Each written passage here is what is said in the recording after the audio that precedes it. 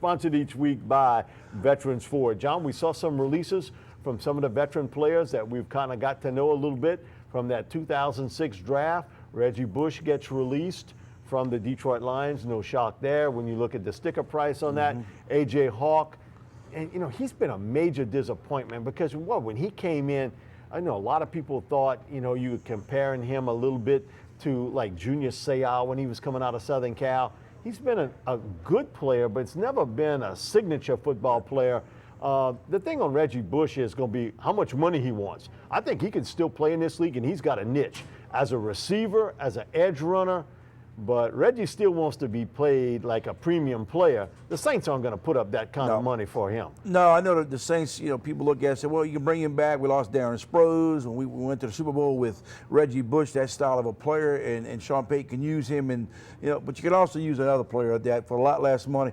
If I'm going to say anything about Reggie Bush, I think he's going back to the West Coast. He's going to find him a West Coast. San Diego would be a spot for him. I think he's going to go back to the West Coast and go hang out there and go do his thing out there. They will not give him, I mean, the NFL will not give him the amount of money he wants. But being closer to home, I think that could help out. I just don't see the Saints going back and bringing Reggie Bush in there. Plus, I hate to say it because all the other stuff that's going on too outside of football that he's involved in, you don't want that problem here. Yeah, I was going to say that's kind of partial. Some of the things are bringing him back to New Orleans just because of some of the Darren Sharper type rhetoric that has went around, and he's been pulled in that fairly or unfairly. He's been pulled into that. Another thing too with Reggie, from a player standpoint, is injuries.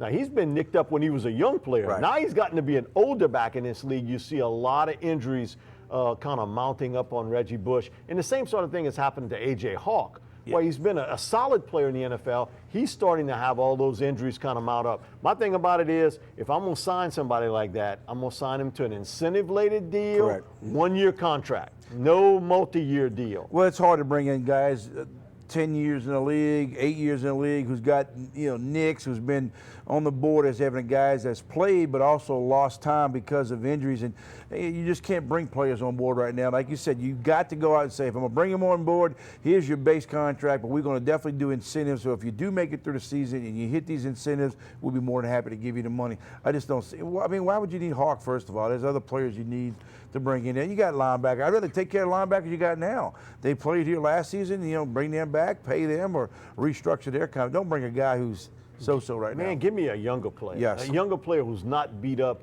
like AJ is. I think going to the Saints needs, I think right off the bat, this football club, I think in the offseason has got to make this kind of priority.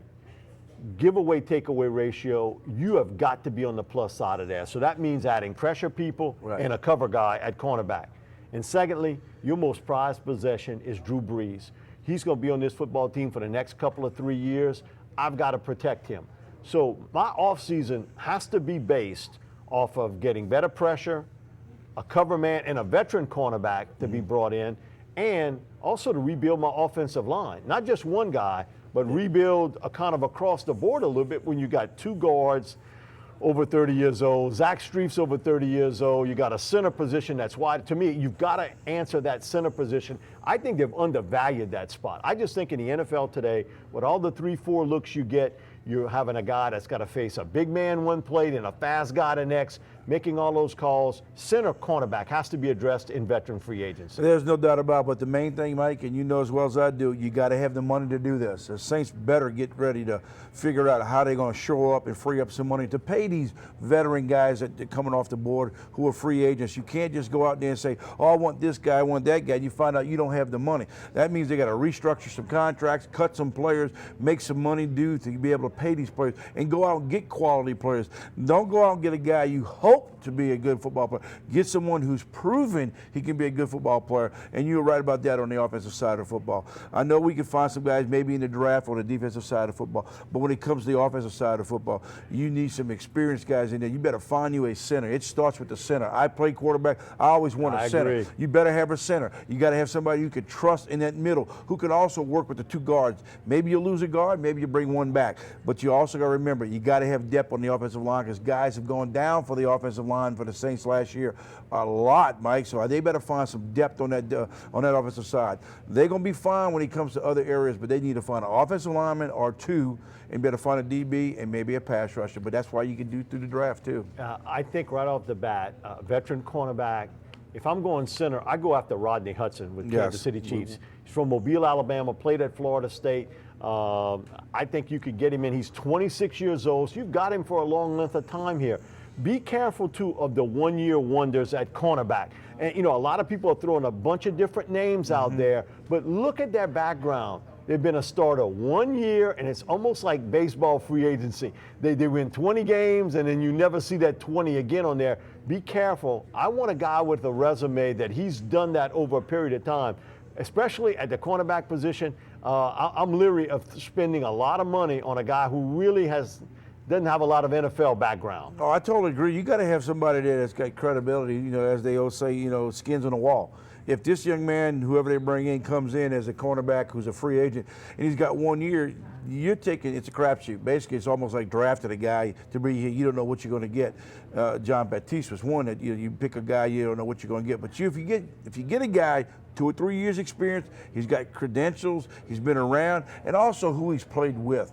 You know, just because you get a guy off a losing team, cornerback, I'm not sure about that. Give me someone who's on a winning program, who's a cornerback that did something for you. If he's a cornerback that did something for you on a winning program, I don't care about losing teams, because you get a guy off a losing team, you know, people throw at him all the time. That's not the way you want to go. Give me a proven guy out there who could step in here and who's a professional, and that's what you want. The other thing, too, is I think you're looking for guys that maybe have some leadership skills. I think that was missing from the locker room last year. But I know one thing. Pete Carroll made this comment. I had the youngest team in the NFL 2 years ago. We won the Super Bowl. You know what? Winning bred leadership on that team. You know, losing doesn't do it, but I think if you win, I think there is some leadership part that kind of gets bred into some of the younger players. I think that's one thing in the offseason to watch. Somebody like a Tyron Armstead or Kenny Stills, Jimmy Graham, younger players now that you kind of got to grab the mantle now to being not only good players, but also leaders on your team. Oh, that's a big thing you need to have. You got to have a guy who can step in there, or guys, not just one, but you need to have multiple players who could step up and say, you know, we're leading. You just can't keep saying Drew Brees and the guys been around it 7 years, 8 years, 9 years, 10 years. Get some of these 2 or 3 year guys to step up, and you know, don't put the front on. I'm a leader. Show us you're a leader. You can do that. Let me tell you something. There's guys I know when I was playing, and I saw younger guys step up to the plate and make comments. I follow them. I listen to them. Yes, it happens. It ain't all about the young guys follow the older guys. Some of the older guys will listen to the younger guys if you're proving you're a leader, and that's what the Saints did not have last year. Nobody wanted to take the reins and say, I'm a leader. It's always Drew. It can't always be Drew. It was Drew or Curtis Lofton. That was a bit. We'll be back with more of the John Fourcade Show, and we'll look at the top prospects from the state of Louisiana entering the NFL draft. We'll be right back with more of the John Fourcade Show.